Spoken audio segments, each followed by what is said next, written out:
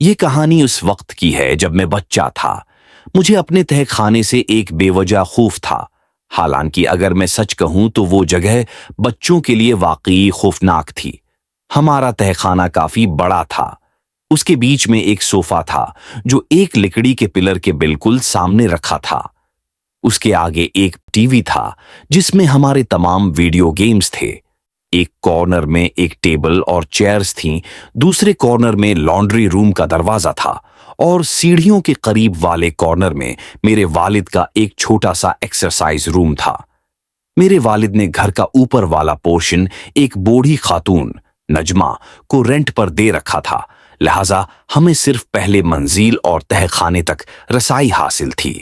میرے والد زیادہ تر پہلے منزل کے کمرے میں رہتے تھے، اسی لیے ہمارے تمام ویڈیو گیمز نیچے تہہ خانے میں ایک پرانے ٹی وی پر لگے ہوتے تھے۔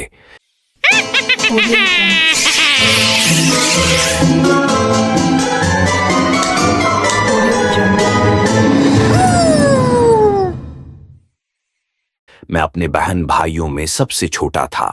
میرے 2 بڑے بھائی تھے۔ جب یہ واقعہ ہوا اس دن میرے بڑے بھائی گھر پر نہیں تھے، شاید وہ اپنے فرینڈز کے ساتھ کھیلنے گئے تھے۔ اس وقت گھر میں صرف میری ماں اور میں موجود تھے، اور میرے والد جاب پر تھے۔ عام طور پر میں اپنے بھائیوں کے ساتھ ویڈیو گیمز کھیلتا تھا، اس لیے مجھے ڈر نہیں لگتا تھا، لیکن اس دن جب میں اکیلا تہہ خانے میں گیا تو مجھے عجیب سا خوف محسوس ہونے لگا۔ تہہ خانے کا دروازہ بہت عجیب تھا۔ وہ خود بخود بند ہو جاتا تھا جب تک کہ کوئی چیز اسے اوپن رکھنے کے لیے نہ رکھی جاتی۔ اس سے مجھے اور زیادہ تنہائی محسوس ہونے لگی۔ میں صوفہ پر بیٹھ کر اپنا ویڈیو گیم کھیلنے لگا، لیکن جیسے ہی مجھے کوئی معمولی سی بھی آواز آتی، میں فوراً کھیل روک کر اس طرف دیکھنے لگتا۔ خاص طور پر لانڈری روم سے اکثر عجیب و غریب آوازیں آتی رہتی تھیں جن کی میں عادت ڈال چکا تھا، مگر کبھی کبھی وہ پھر بھی مجھے ڈرا دیتی تھیں۔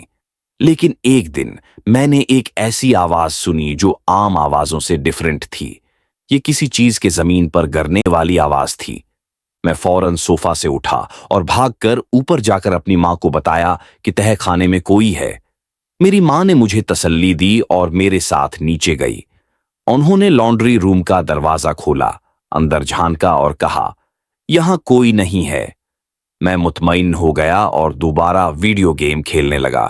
کچھ دیر بعد میں اوپر گیا اور ماں کو کوکنگ کرتے دیکھا۔ اب باہر اندھیرا ہو چکا تھا، جس کی وجہ سے تہہ خانے کا خوف مزید بڑھ گیا، لیکن میں دوبارہ نیچے گیا اور کھیلنے لگا۔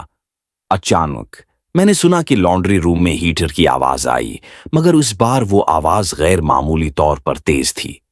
میں نے مڑ کر دیکھا تو حیرت ہوئی کہ لانڈری روم کا دروازہ اوپن تھا، حالانکہ میری ماں نے اسے بند کیا تھا۔ میں ڈرتے ڈرتے اس دروازے کے قریب پہنچا۔ اندر مکمل اندھیرا تھا۔ میں نے لائٹ آن کرنے کی بجائے فوراً بھاگ کر دروازہ زور سے بند کر دیا اور واپس صوفے پر بیٹھ گیا۔ لیکن اچانک میں نے اپنے پیچھے ایک آدمی کی آواز سنی۔ پہلے تو میرے دماغ نے یہ تسلیم ہی نہیں کیا کہ میں نے واقعی کوئی آواز سنی ہے۔ میں نے مڑ کر دیکھا تو ایک بیمار سا نظر آنے والا آدمی ایک کارنر میں بیٹھا ہوا تھا۔ اس نے کہا، میرے خدا، تم کتنے بڑے ہو گئے ہو؟ میں خوف کے مارے پتھر کا ہو گیا، میری چیخ تک نہیں نکلی۔ وہ آہستہ آہستہ کھڑا ہوا، اس کا جسم ایک عجیب طرح سے جھکا ہوا تھا اور وہ میری طرف بڑھنے لگا۔ اس نے کہا، تمہاری ماں مجھے تم لوگوں سے ملنے نہیں دیتی۔ بالآخر میں زور سے چیخا اور سیڑھیوں کی طرف بھاگا۔ میں نے اوپر جا کر دروازہ زور سے بند کر کے لاک لگا دیا۔ میں ماں کو بتایا کہ تہہ خانے میں کوئی آدمی ہے۔ میری ماں کا چہرہ خوف سے سفید پڑ گیا۔ اس نے فوراً پولیس کو بلایا۔ جب پولیس پہنچی تو پورا تہہ خانہ چھان مارا گیا، اور جو شخص وہاں سے ملا وہ کوئی اور نہیں بلکہ میرے انکل تھے، میری ماں کا بھائی، جسے ہمارے خاندان نے کئی سال پہلے اپنی فیملی سے نکال دیا تھا کیونکہ وہ ایک خطرناک مجرم تھا۔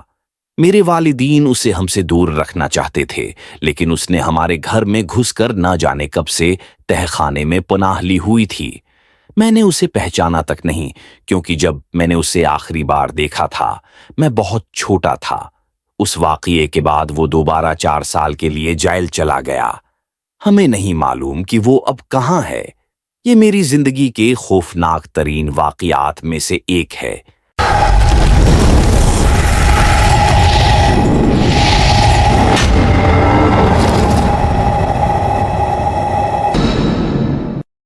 تھینکس فار واچنگ، اور میں اب آپ کو نیکسٹ ویڈیو میں ملوں گا۔ ٹل دین اللہ حافظ۔